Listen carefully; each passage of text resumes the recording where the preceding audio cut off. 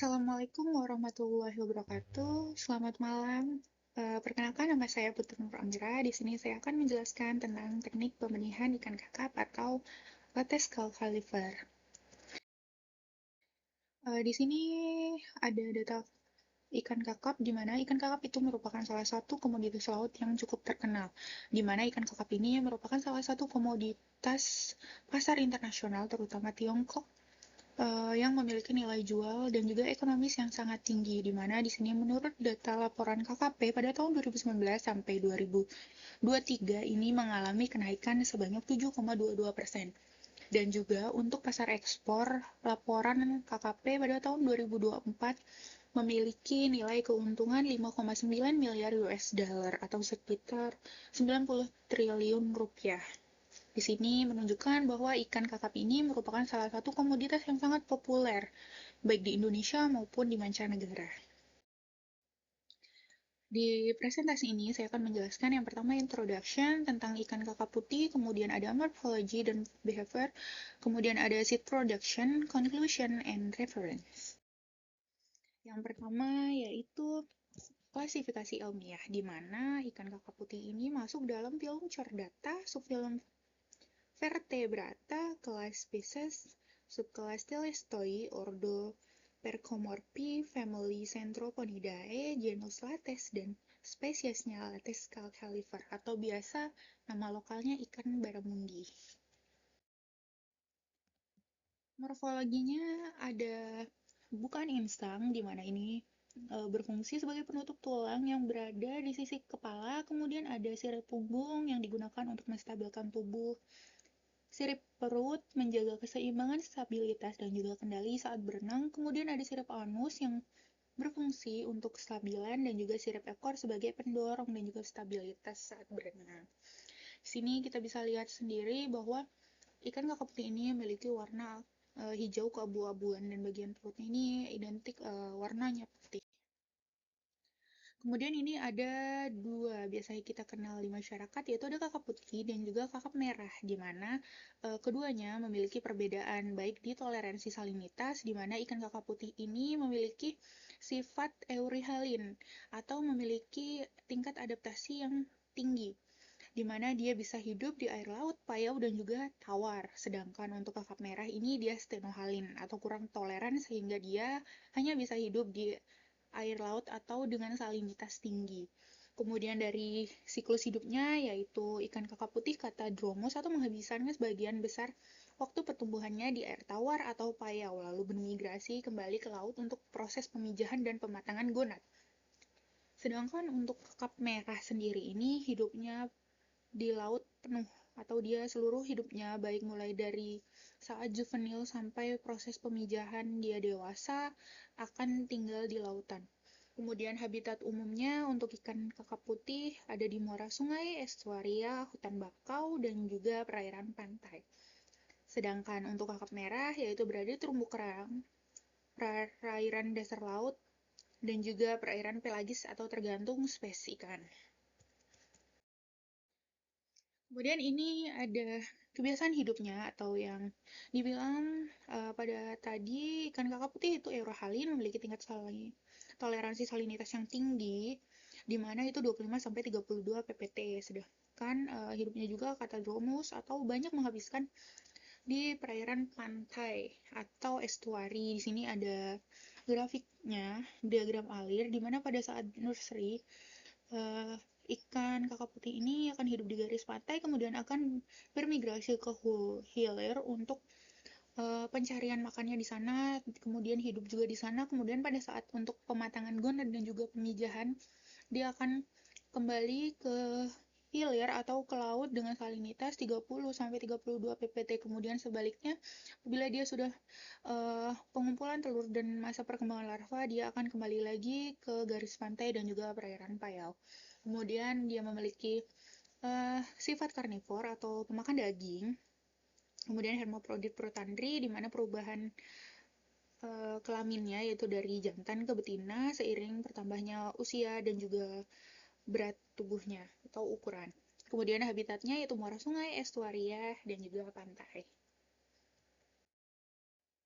Kemudian ini ada fasilitas yang diperlukan untuk proses produksi benih. Yang pertama yaitu ada bak pemeliharaan induk untuk pemeliharaan induk atau bak untuk proses pemijahan juga dan juga proses pemeliharaan untuk dilakukannya seleksi induk-induk mana yang akan dilakukan atau dilakukan dipijahkan.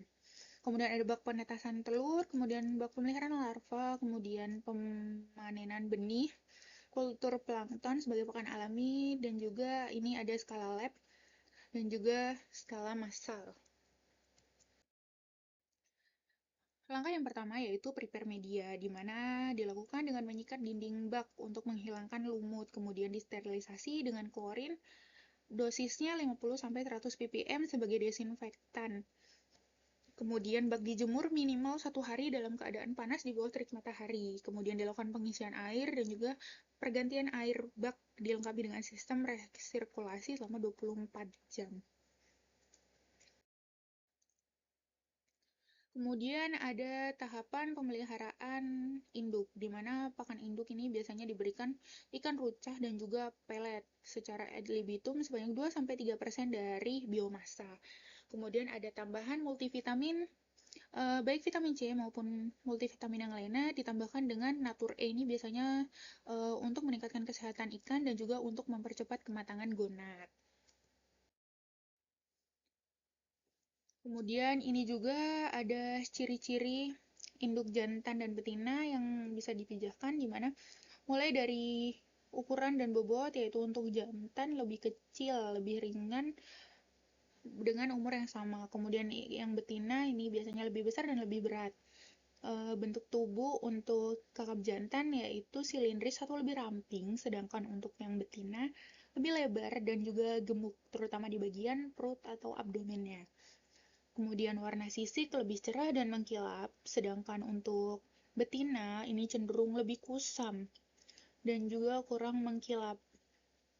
Kemudian urogenitalnya kecil dan tidak membengkak untuk jantan, akan tapi untuk betina ini membengkak seiring tingkat kematangan gonadnya. Kemudian ada hasil pengurutan perut di mana ini proses stripping untuk mengetahui apakah induk ikan kakap ini sudah menghasilkan sperma, dan juga untuk betina ini biasanya mengeluarkan cairan atau lendir yang berwarna kuning atau dia disebut telur. Kemudian masa kematangan gonadnya yaitu mencapai matang gonad pada umur yang lebih muda untuk yang jantan yaitu 3-4 tahun dengan ukuran lebih kecil 60-70 cm dengan berat 2,6-4,2 kg. Sedangkan untuk betina mencapai matang gonad ini lebih tua yaitu pada umur 6-8 dengan ukuran besar 7-12 kg yang biasanya setelah mengalami perubahan atau dia juga mengalami memiliki sifat hermaprodit. Kemudian setelah pemeliharaan dilakukan seleksi, yaitu bisa dilakukan dengan proses stripping untuk induk jantan dan juga kanulasi untuk induk betina itu dengan memasukkan selang kateter pada lubang kelaminnya, kemudian akan disedot, kemudian dikeluarkan telur-telurnya.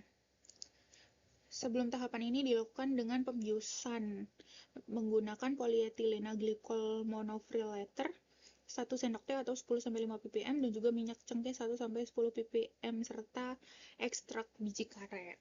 Ini sebagai mengurangi stres dan juga ini harus dilakukan dengan hati-hati agar ikan tidak stres.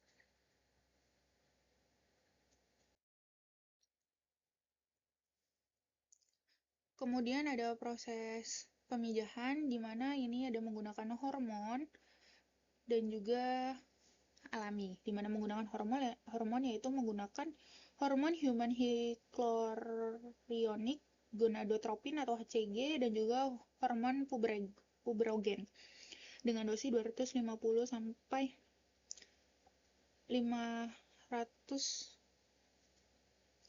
per kilogramnya, dan juga untuk puberogen yaitu 50-75 disuntikan kembali setelah 24 jam dengan dosis ganda. Kemudian untuk pemijahan alami yaitu manipulasi pasang surut, dilakukan manipulasi lingkungan yaitu dengan pengurangan maupun penambahan air. Kemudian ada pengaturan kualitas air, manipulasi cahaya, kemudian suplemen nutrisi yaitu dengan vitamin C dan E, dan juga perbandingan jantan dan betina yaitu 1:2. Biasanya pemijahan ini terjadi pada pukul 19.00 sampai 20.00 waktu Indonesia Barat atau waktu sekitar. Kemudian pemanenan telur, di mana pemanenan telur ikan kakap ini dipanen pada pagi hari yaitu pukul 8. Kemudian dipanen menggunakan scope name secara berhati-hati dan perlahan. Telur yang dibuahi ini bertanda warnanya bening dan juga mengapung, dan yang tidak terbuah ini biasanya akan menggedap di bawah yang harus segera disipon. Kemudian dilakukan penghitungan telur untuk mengecek berapa jumlah telur yang dihasilkan. Kemudian setelah itu ada pemeliharaan larva di mana dilakukan persiapan wadah terlebih dahulu yaitu dengan bak dan aerasi yang berjarak 50 sampai 75 cm. Kemudian air laut yang digunakan 28 sampai 32 ppt dengan suhu 27 sampai 30 derajat Celcius. Menggunakan kantun penyaring atau filter bag. Kemudian menggunakan pemanas atau heater untuk menjaga suhu pada saat penetasan telur. Kemudian penambahan paranet untuk mengurangi tingginya intensitas cahaya atau bisa dilakukan di dalam ruangan tertutup. Kemudian larva ini biasanya telur akan menetas pada 20-24 jam setelah dibuahi. Kemudian larva hasil penetasan dapat ditebar minimal 1 jam setelah menetas. Kemudian dihitung juga untuk mengetahui daya tetasnya, dan juga waktu penebaran biasanya dilakukan pada sore hari atau malam hari. Pada tebar larva pada D1 ini idealnya 10-15 ekor per liter. Kemudian ini ada water quality-nya, di mana itu suhu 28-32 derajat, yaitu karena dapat mempengaruhi metabolisme dan pertumbuhan larva. Kemudian salinitas 26-35, karena idealnya berada dalam rentang air laut payau yang sesuai. Kemudian pH 7,5-8,5, yakni menunjukkan tingkat keasaman dan kebasahan pada air. Kemudian oksigen terlarutnya di atas 5. Ini sangat penting karena untuk pernapasan dan juga kelangsungan hidup larva. Kemudian ada NH3 atau amonia ini sebisa mungkin di bawah 0,01 dengan karena jika konsentrasinya tinggi bersifat racun bagi larva. Kemudian ada nitrit atau NO2, mutu SNI-nya di bawah 1 karena dapat produk sampingan dari siklus nitrogen ini berbahaya jika dalam konsentrasi tinggi dan menyebabkan keracunan. Kemudian kecerahan yaitu 30-40 cm untuk benih. Ini dilakukan untuk mendukung pertumbuhan pakan alami dan juga aktivitas larva. Kemudian ini ada timeline feed, yaitu yang untuk usia 0-2 ini biasanya larva belum diberi pakan dari luar atau eksternal, karena dia masih memiliki cadangan makanan di kuning telurnya atau yolk sac. Kemudian pada saat menuju hari ketiga ini sudah dilakukan pemberian pakan alami atau chlorella untuk di media pemeliharaannya. Kemudian 3-14 hari ini diberikan Branchinus plicatilis dengan jumlah 3-5 individu per mililiter.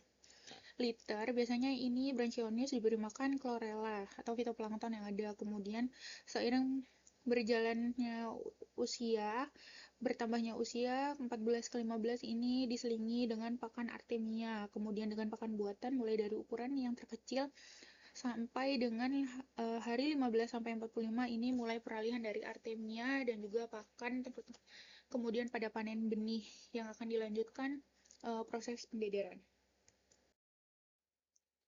Kemudian ini ada produksi benih, yaitu pemanenan dilakukan setelah 30 hari. Biasanya ukurannya 1-1,5 cm. Kemudian panen dilakukan penuaian fraksional tertentu dan juga bisa melakukan pengumpulan habis-habisan. Kemudian dilakukan grading untuk penyeragaman ukuran dan untuk mengurangi resiko kanibalisme. Kemudian ini kesimpulannya yaitu keberhasilan pembenihan dipengaruhi oleh manajemen induk dan juga lingkungan, di mana produksi benih ikan kakap putih sangat bergantung pada kualitas induk, manajemen lingkungan, dan juga manajemen pakan yang menentukan kelangsungan hidup larva. Kemudian secara bertahap dan tepat waktu adalah kunci utama keberhasilan pemeliharaan larva. Kemudian ini ada referensinya, ada dari Girsang, ada dari Google, Nityashi, kemudian ada Sitorus. Oke, terima kasih.